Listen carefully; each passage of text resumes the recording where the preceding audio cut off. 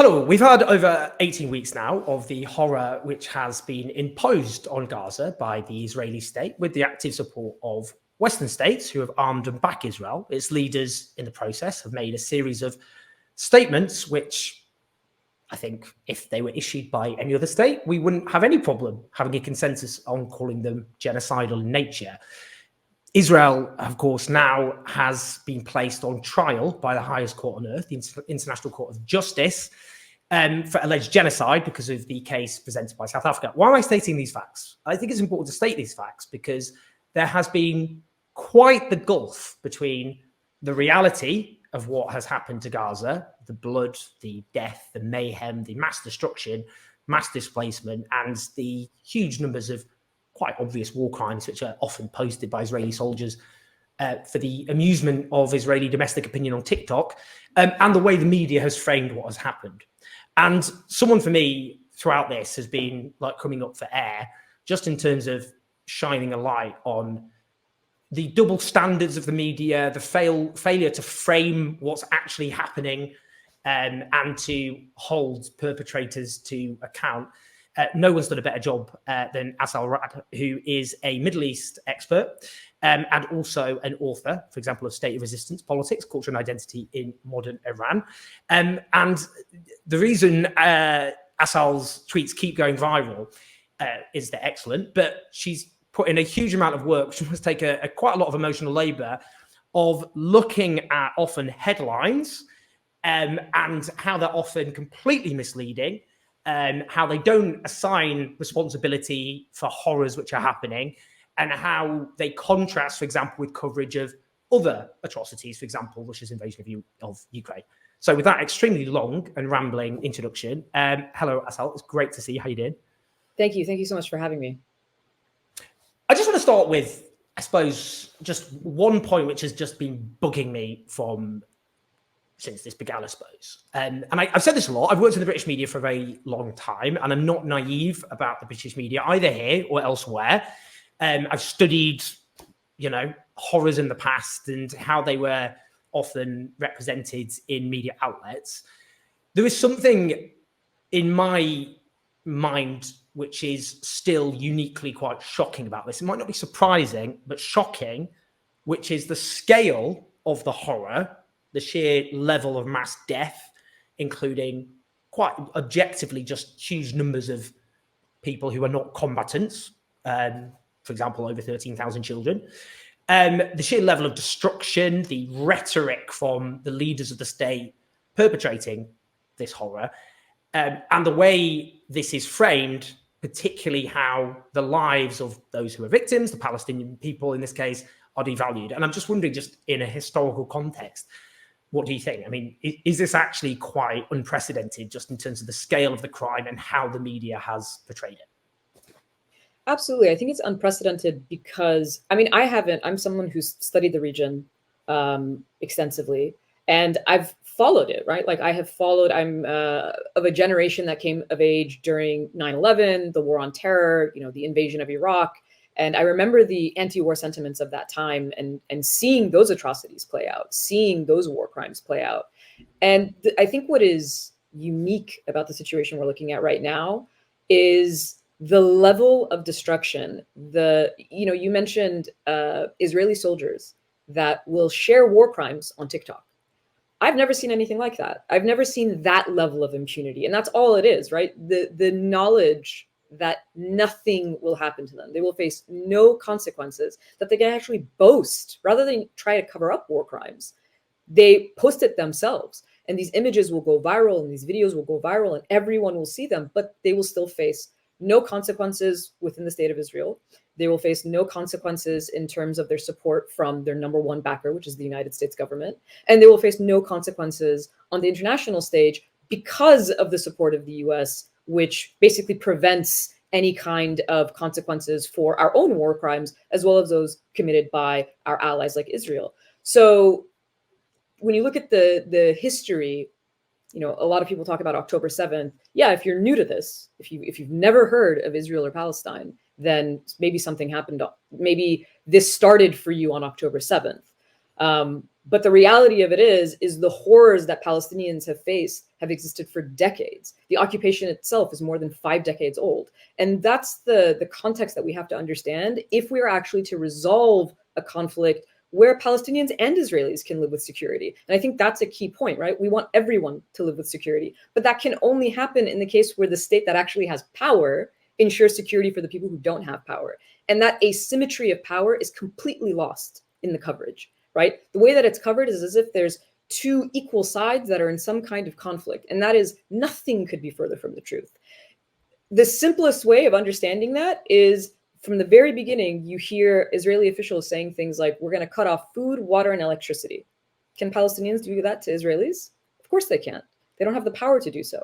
But why can Israel just shut off levers at the moment that it chooses to? Because it has the power to do so. And without understanding that asymmetry, we'll never really have a situation where we can resolve that conflict. And that has been the biggest problem in media presentation. A combination of just not presenting the facts the way that they are, and also the absolute double standards in which facts, when they are presented, are finally talked about, right? So even when you have news media covering something like a Palestinian child that's killed, the language that is used to describe a Palestinian child, sometimes not even the word child, right? Sometimes the word children is not even associated with children. So there's the double standard in language, and then there's the double standard, and then there's the issue of how misleading the entire conflict is framed. I mean, that point you make just in terms of the clock beginning on 7th of October and how that essentially media coverage and the way politicians have clearly talked about this particular horror, that's obviously always been very striking, is to find it, that approach. I mean, because obviously the obvious point is to go back decades in terms of, not even 1948, but even, if you go back 1948, you have, mass ethnic cleansing, the Nakba, you have then more mass displacement in 1967, apartheid, ethnic cleansing, mass slaughter. We could go on, occupation, illegal settlements. But even if, for example, this whole rhetoric of the ceasefire ended on the 7th of October, even if you just looked at last year in the West Bank, 240 Palestinians were killed by Israeli security forces and settlers. Dozens of them were children. So in my view, even discussing the idea of a ceasefire has a very striking racist component to it, because if 240 Israelis had been killed, dozens of them Israeli children, by Palestinian militants last year before October 7th, nobody would have called that a ceasefire, would they? That just wouldn't be a thing anyone would even dream of calling it. Yeah, absolutely. Because look, the only way you can, and I'm using the phrase get away with, this level of atrocity, 13,000 children, like that should just be something that we all sort of agree on. Like that should not be a debatable conversation. Is it wrong to have killed 13,000 children in 4 months? Yes, no one will argue at this point. So how then do we enact policies that allow that to happen? How is the US government, how is the Biden administration bypassing Congress twice in this period of time to send weapons to Israel in order to kill those children? How is any of this justified? It happens through dehumanization. The only way to justify that in anyone's mind. And I will say that that's a minority, by the way. So one of the things I think we should be very clear about is this conversation is taking place in the West, and it is taking place within the framing of a Western discourse. But the overwhelming majority of the world does not agree with this framing. And that's clear from the institutions that are international and how they have voted. A UN ceasefire resolution was overwhelmingly supported. The Security Council voted for a ceasefire. It was the US that vetoed it. The World Health Organization, NGOs like Doctors Without Borders, Committee to Protect Journalists, every institution, including the International Court of Justice, every international institution has made it clear what Israel is doing is wrong, what Israel is doing is illegal, and it is an injustice to Palestinians. There's no question to this. So the fact that we even have these conversations is part of that asymmetry of power again, right? Why is this conversation taking place? Why is this even a debate? It's a debate because the Western world, especially the United States, has overwhelming power. And by having that power, it can change the framing of an entire conversation that the rest of the world understands. And what's happening also is with social media, with the fact that these atrocities are being live streamed for us to see every day, the conversation within the Western world, at least within its own populace, is also changing. there's a significant shift in the way that Americans are thinking about this. And imagine the amount of propaganda that Americans get, right? The amount of, and by propaganda, I mean exactly what we were talking about, how this is framed, how politicians talk about it, how policy is enacted, how our news media talks about it. The fact that the word killed, you just had the story of Hind Rajab, a 6-year-old child, who was stuck in a car with her family who had already been killed by Israeli forces, calling dispatchers, hoping for someone to come rescue her, talking about being afraid of the dark, only to have been killed herself. This is a horrifying story. And what frustrates me is that if that story was the story of a white child, the way that it would be framed in the Western media would be 180 degrees different. But they could not bring themselves, all the major Western news outlets, the New York Times, CNN, BBC, Washington Post, none of them could even bring themselves to use the word killed in describing her. I've got examples which you highlighted here, for example. So Hind Rajab, this is BBC, Hind Rajab found in Gaza days after phone calls for help. Found dead. There we go. The Washington Post, the body of Hind Rajab, the 6-year-old missing for 12 days since losing touch with rescue workers, desperately trying to save her after the family car was fired on. No description there who fired upon her. CNN, 5-year-old Palestinian girl found dead after being tracked in car with dead relatives. I mean, if that had been an Israeli girl who had been in a 6-year-old, been in a car with her dead relatives after her 15-year-old cousin had called pleading for help, and then you heard her being killed by Hamas militants, which is what the equivalent was here, and then you heard the cries of this girl to the emergency services, and then an Israeli ambulance was sent and was blown apart by Hamas militants. I mean, it would be regarded as an absolutely off the charts atrocity. And by the way, I'm saying this not the value attached to Israeli life. I'm not saying it should be devalued. It's correct. It's just not applied to Palestinian life. But that's the point, isn't it? We would be told that this shows the utter barbarism and depravity of Hamas. That's how it would be framed. And it would be framed on the basis of we have to wipe these people off the face of the earth. No entity capable of that kind of horror has any legitimacy. And that is how it would be talked about. Absolutely. Oh, the language of barbarity, exactly how you're describing it. The fact that they would have to be, eradicated. The fact that you would have to extinguish Hamas basically from the earth, if you had the reverse kind of a story. And we don't even have to imagine, right? Because in fact, when the October 7th attacks were carried out, and there were horrifying stories of what happened to Israeli civilians. We know why we know those stories, because they were told. They were told over and over and over again. They were told in gruesome detail. They were told by naming who carried out those atrocities. They were told by naming the details of those atrocities. And no one minced words in how we describe the perpetrators of those atrocities. But when those same things happen to Palestinian children, suddenly the language becomes tame. Suddenly no one is killed. They're just a dead body of a child that's found. Suddenly there's no perpetrator. In some of the framing, you wouldn't even know that this child had died at the hands of an attack of any kind. You would think she dropped dead of her own accord. She was in a car accident, maybe, if you didn't know what was happening, if you didn't understand the context. And that is absolutely intentional, because they don't want people to see every day Israel killed another child. Israel killed another child. Because if that happens, what happens to the minds of people who are watching this, there's only so much that our minds can process. There's only so much trauma and atrocity that we can process. And when we see that every day, it changes the way that people think, not only about the actions of the state of Israel, but also the actions of our own governments that are supporting, arming, and making those atrocities possible. We cannot get away from the fact, and I say this as an American, someone who's sitting in the US, without US support, what is happening in Israel could not be happening right now. What is happening in Gaza could not be happening right now. It would not be possible if not for the unconditional support of the US. And even that phrase, by the way, has been used. It's bipartisan, Democrat, Republican. They all say unconditional support. That is a fanatic point of view. And we never talk about fanaticism in our own states. We always talk about fanaticism somewhere else, but we don't talk about the fact that the idea that anything should be unconditional is a zealous point of view. Why should something be unconditional? What does that mean? That means they can do anything they want, even commit genocide, and we still say, we're going to give you our support, we're going to give you our weapons. This could have ended months ago. And the reason it is going on is not only because of the actions of the state of Israel, but the backers of the state of Israel. And that is also why these news outlets, the discourse that we're seeing is framed the way that it is, because these states don't want to show so obviously their own complicity in those crimes.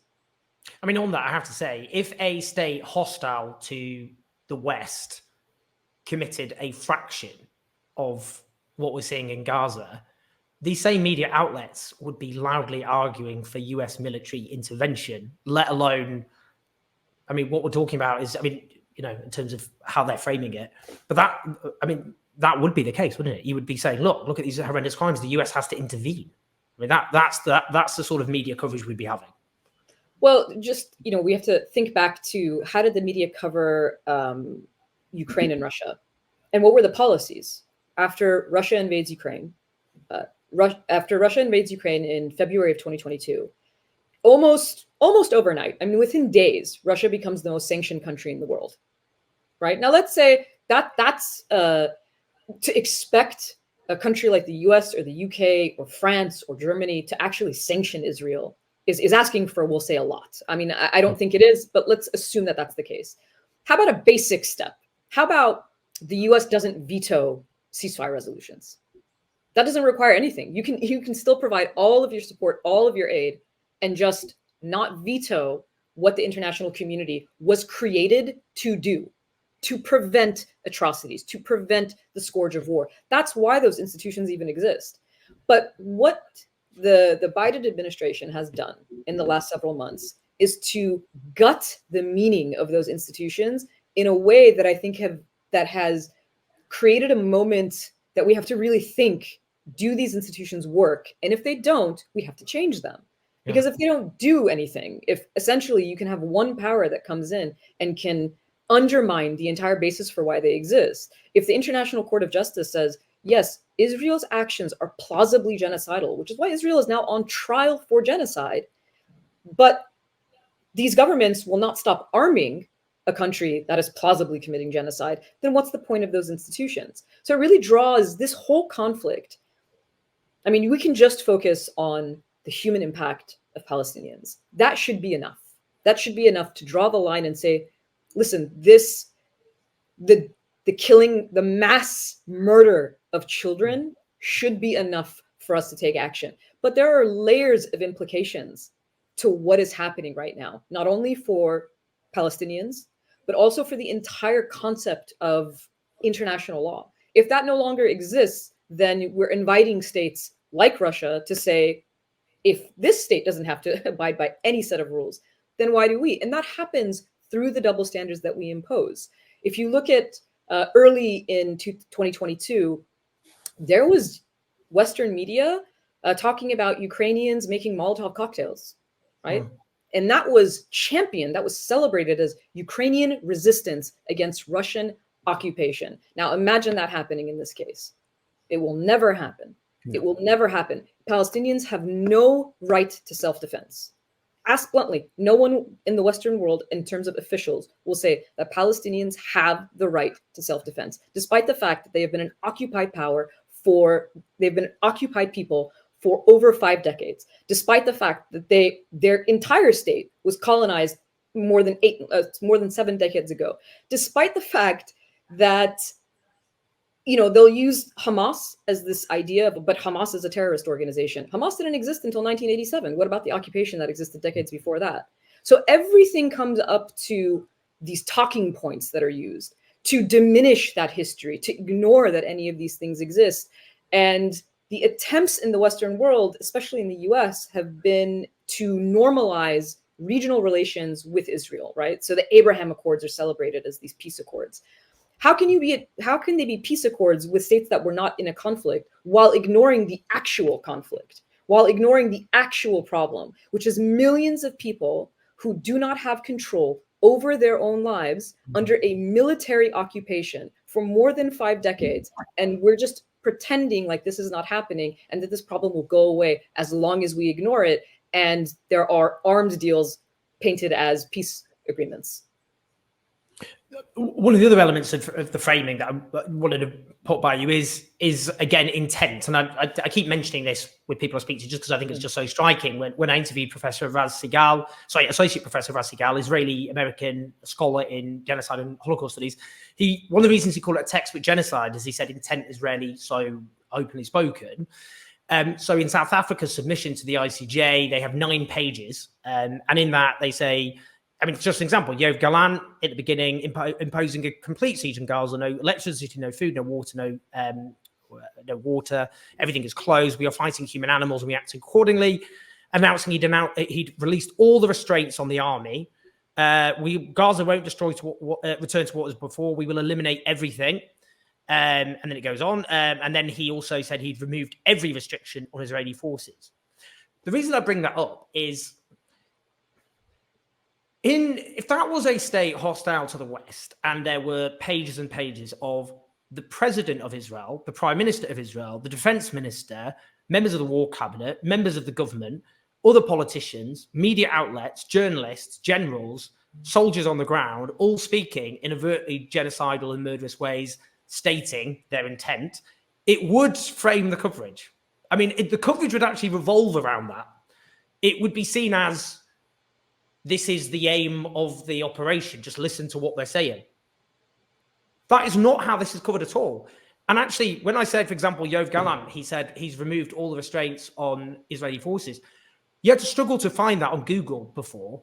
It actually ended up being said in the ICJ ruling because it's such obvious evidence. It doesn't appear in any Western media outlets, that declaration, before that judgment. I just find that astonishing, actually, if you think about it, how you can have intent spoken by a government, the apparatus, but it doesn't frame the coverage of what they're talking about, as though what they're saying isn't to be taken literally at all. It's just to be ignored. Yeah, what they're saying. So don't believe what they say. Don't believe what they do. Mm-hmm. Essentially, don't believe your eyes, don't believe your ears. Just believe us when we say we've talked to our Israeli counterparts and they're doing their best to protect civilians. Mm-hmm. I mean, these are questions, and I'm talking about Western media. And one of the things to keep in mind is a lot of times reporters don't actually, not a lot of times, they do not have control over what the headlines are, right? Yeah. So I can testify. Yeah. Yeah. We're not, I don't want to just sort of blame journalists, because there's also within these states, there's a lot of pushback happening. If you look at the US, you have cables, right, going from State Department to the president saying, hey, we don't agree with what you're doing. These are people who work for the State Department. You have White House aides protesting in front of the White House saying, hey, we don't agree with what you're doing. You have within these press briefings, you see journalists that are pushing back. And I want to give credit where credit is due. There's a lot of people who are saying the things that we are saying, but those in positions of power are simply not listening to any of those things. And so you've seen the frustration of reporters as well, internally talking about their frustrations, because there are levers of power that they do not have control over. And so when they have these headlines come out too, sometimes if you read the headline and then you read the story is better than the headline. But the problem is a lot of people see the headline, and that's what frames the entire issue. And that is what continuously becomes the problem. The fact that what Israeli officials are saying is not being taken seriously is mind-blowing to me. How can you not listen to what they're telling you, what their intent is? They are telling you their intent. Now, if it was a US adversary, they could have said something in 1982, and we would say, look, they said this in 1982, so that's probably what they mean today. But you have Israeli officials saying things in real time, and it's almost entirely ignored. And when you actually see some kind of coverage outside of independent press and social media and all these other people who are doing the work, it's because of the amount of pressure, right? The CNN, for instance, on the original post that they had for Hind Rajab, they updated the language because, possibly because of the amount of backlash, because of how horrible the first iteration was. And still in the second iteration, they still couldn't bring themselves to use the word killed. as if that would, paint Israel with too harsh a brush to say they are killers. They are killing these people. They are killing these children. They are responsible for what is happening. So and you don't see the same kind of framing when you deal with a conflict like Russia and Ukraine. It's actually really interesting, horrible on one hand that we have these two wars going on at the same time, but because these large scale invasions and wars have taken place relatively close to each other, that's why it's so easy to juxtapose the way that it's being talked about, the way that it's being framed. We're not talking about conflicts that happened, many years ago. We are talking about two ongoing conflicts and the fact that they are simultaneously being treated differently. So you can see, I mean, just in terms of just some examples I've got here in terms of just how it's framed, in terms of what Israel's doing to the people of Gaza. So here, this is CNN. Netanyahu, their original was Netanyahu directs Israeli military to draw up plan to evacuate more than 1 million people from Rafah as offensive looms. Completely framed on the terms of what Israel would argue. And as you corrected it, it's got some marker pen and put ethnically cleanse Palestinians from Gaza. And another example, New York Times, displaced Gazans wonder where to go. Israel vows to keep pushing south.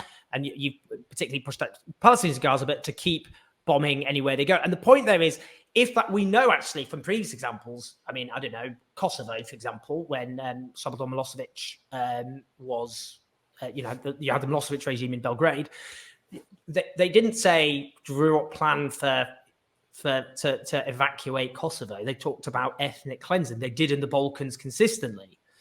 So, I mean, and actually that's quite an interesting example because, again, you could say there, I mean, the Bosnian Serb army could point to atrocities committed against Bosnian Serb civilians. In fact, you had a huge number of atrocities. 7,000 Bosnian Serb civilians were killed in that war, but they were still found guilty, the Bosnian Serb army, of genocide.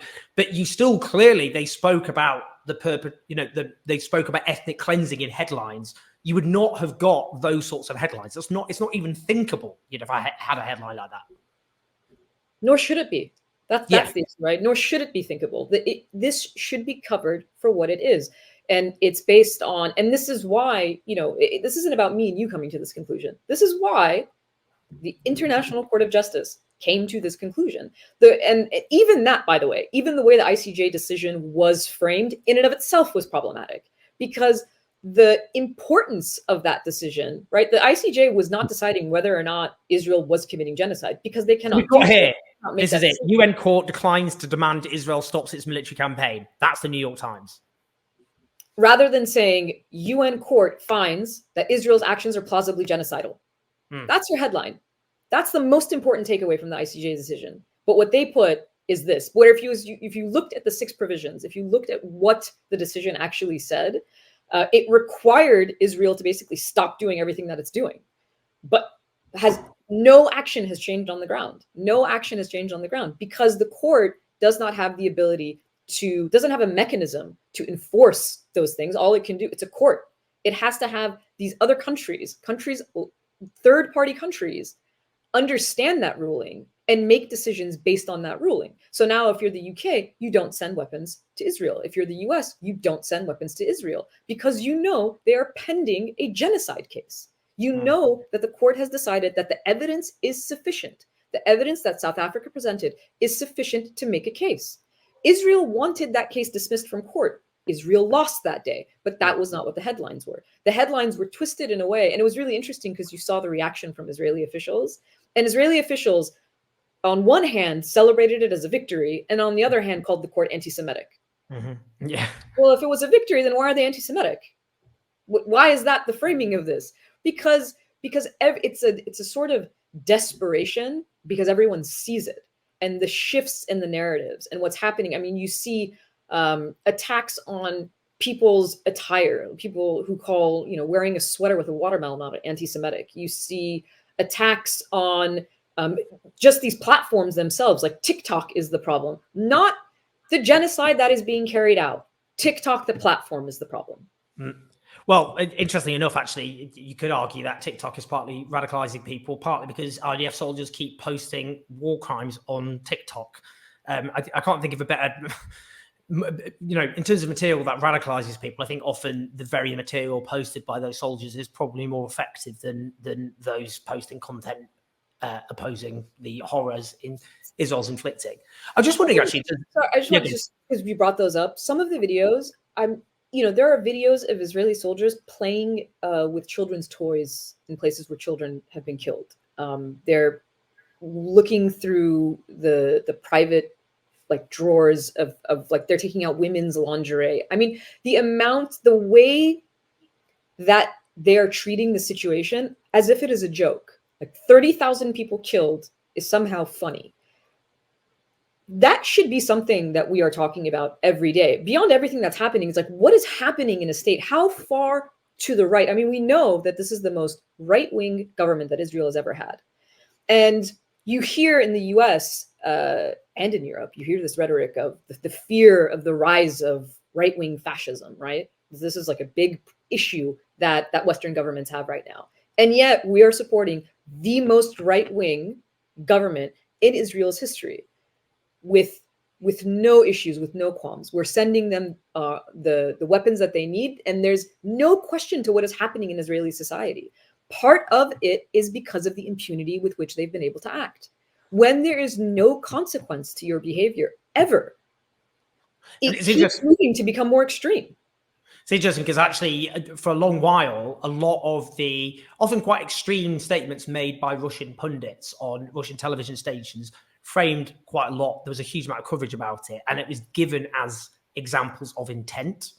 And I interviewed the very courageous Israeli journalist Gideon Levy, and he said that Israeli television is more extreme than Russian television. And there's been countless examples of people openly calling for genocide.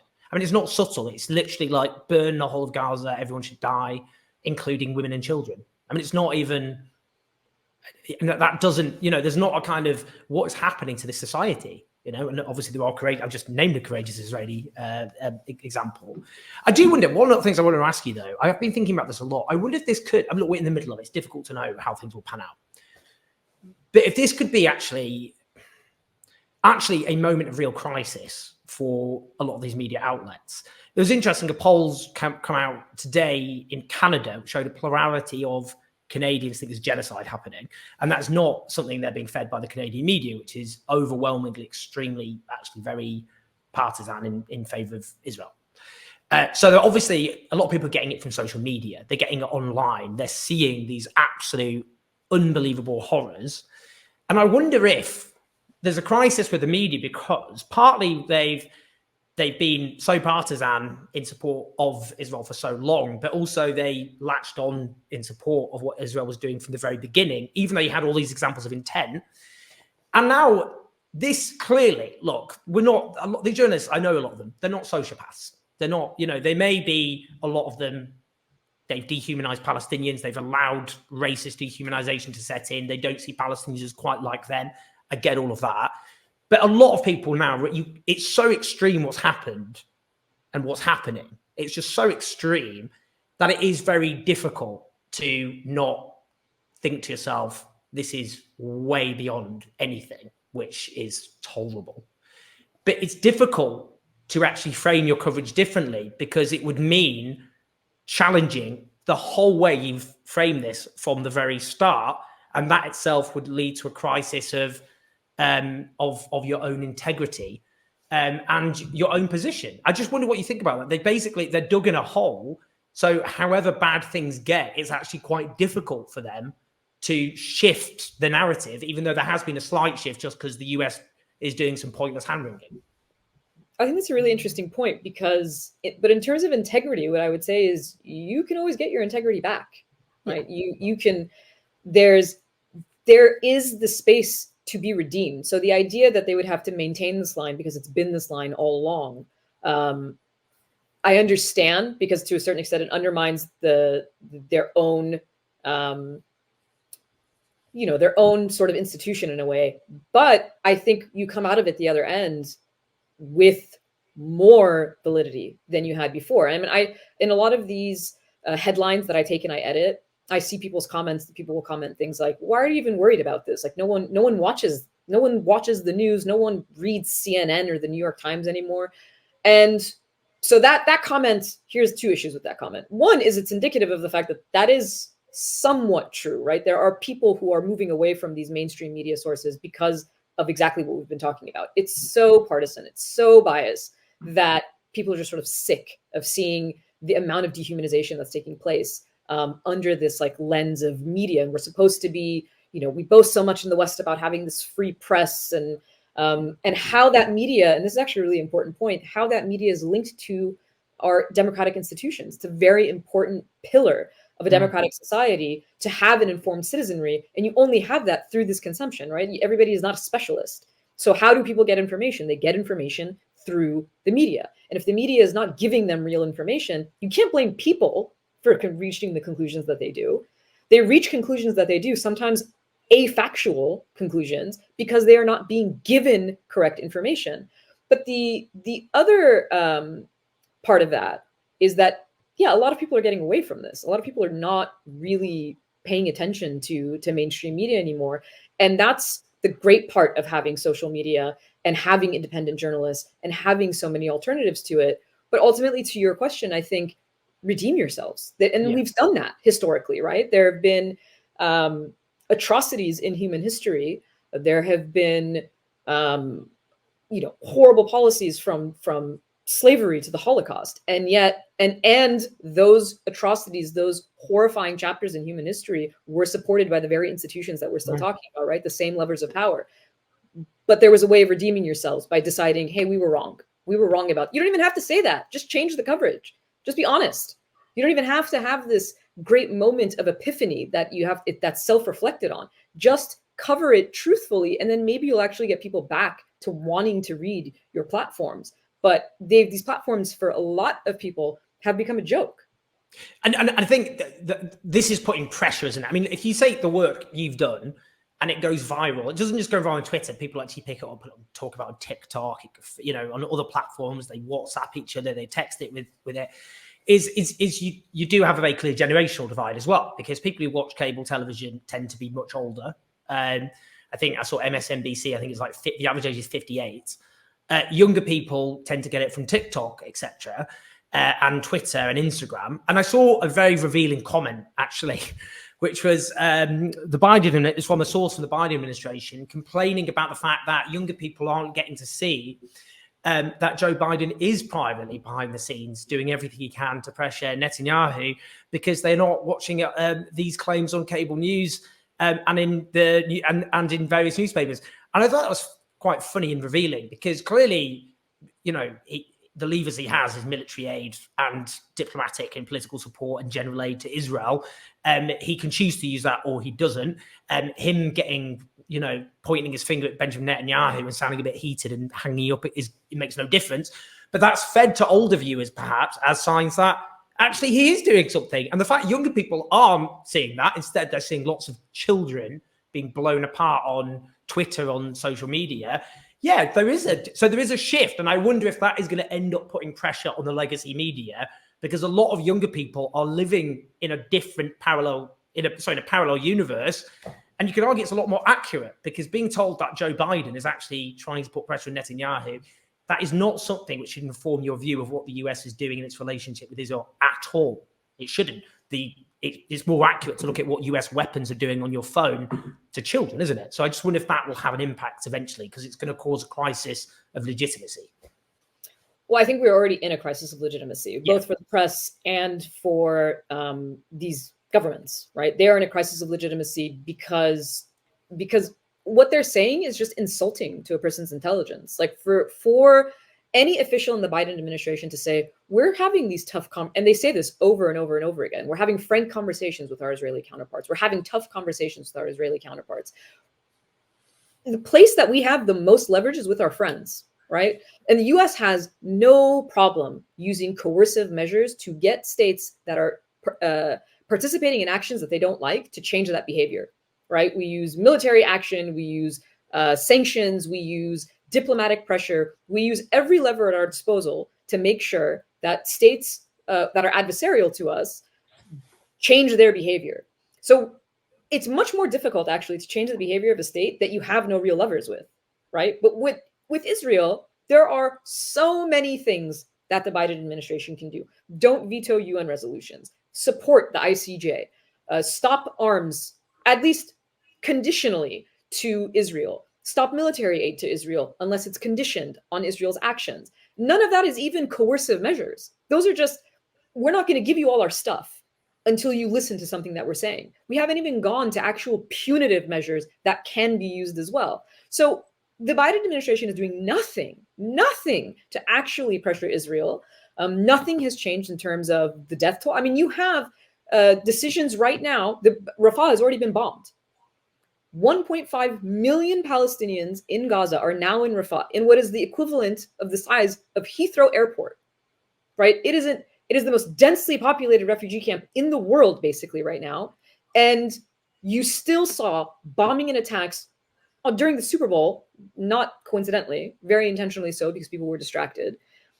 And you still see the US take absolutely no action besides we're talking to them about it. What are you talking about? Every institution that we tried to use against Russia is now saying Israel's actions are a catastrophe. This is going to be a humanitarian catastrophe. But when they say it about Israel, those very same institutions we rejected outright. And when they say it about Russia, we boasted and create a platform for it. One of the most interesting things is that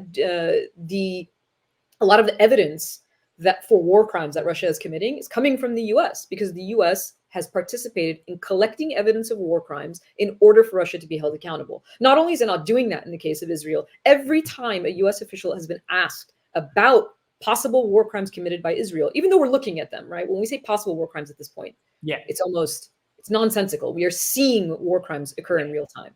But when they are asked, the response is, well, that's a process. It's a legal process. We're not lawyers. We can't talk about it.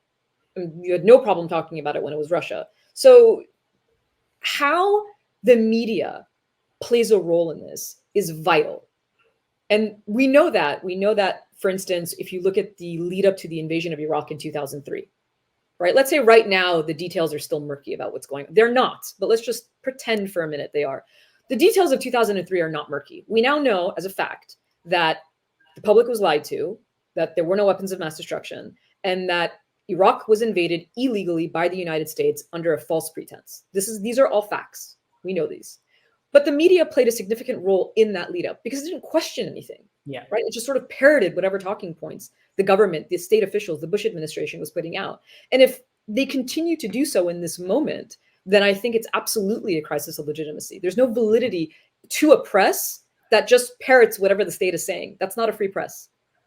I mean, that's going to end basically in terms of what the legacy of this could actually be, because I think the tragedy of those who have opposed military interventions, which are direct, Western military interventions in the 21st century, is always being right in the worst possible way, being demonized at the time, getting no, obviously, why you can't get any satisfaction in vindication because the horror is so great.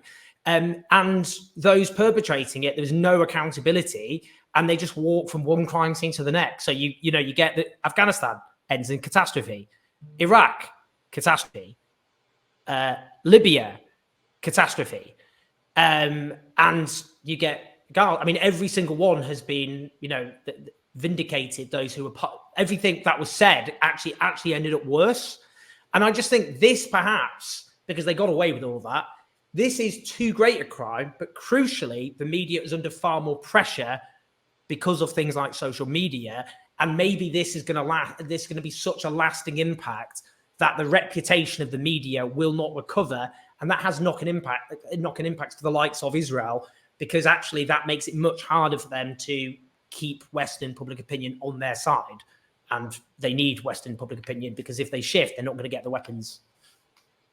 Well, I agree with you. And I would take it a step further. I would say it's not just the media this isn't just an inflection point for the media. It's an inflection point for these governments. It's an inflection point for international institutions, right? Basically, it's like the entire system that was created by the Western world is right now in a very tenuous position because of the sheer hypocrisy, the obviousness of that hypocrisy, and the level of atrocity that we are being told to ignore. people cannot ignore it. That's the problem. Is it's too overwhelming to ignore. They cannot see parents picking up the body parts of their children in plastic bags. They cannot see children being amputated without having limbs amputated without anesthetic. They cannot see, you know, fathers rummaging through, you know, rubble to try and find their children and see if they're still alive. These images have haunted people now for months. And that is, I think, what is somehow either lost on these institutions, or they feel themselves to be so immune to anything, to any accountability, that doesn't matter. Maybe it's not lost on them. Maybe they're fully aware of it, but assume that things can continue in the way that they have because they still wield the power that they do. I think that's a very eloquent way to end it, and also gives us some possible. I mean, I say looking at hope amongst such a level of horror. I think it's quite difficult to talk about hope for the reasons you've just spoken about. But I do think you're absolutely right. The sheer scale of this, and the fact that people do have access now to other forms of information is causing a huge crisis of legitimacy. And you're right, for Western institutions, not just the media, Western institutions, and it has huge implications for Western power. Assal, you've been absolutely incredible. It's been such an honor to have your huge wisdom. And people, you know, if you're not following Assal Rad on social media, do at ASSALRAD, and you will see constantly these headlines and these statements being demolished. And I'm sure it's driving a lot of these people in newsrooms mad. Good, let's hope so. But let's hope it has an impact, because it is about building pressure. Because the impact of your work, Assal, is that more and more people do see before them the actual reality versus what they're being sold, and that is going to have an impact. It's going to build pressure, so it's a hugely important job. So everyone watching, do share, do press like, subscribe. But Assal, it's been a huge honor. Thank you so much. Thank you so much for having me, and I hope it is having the impact that you're saying. It definitely is.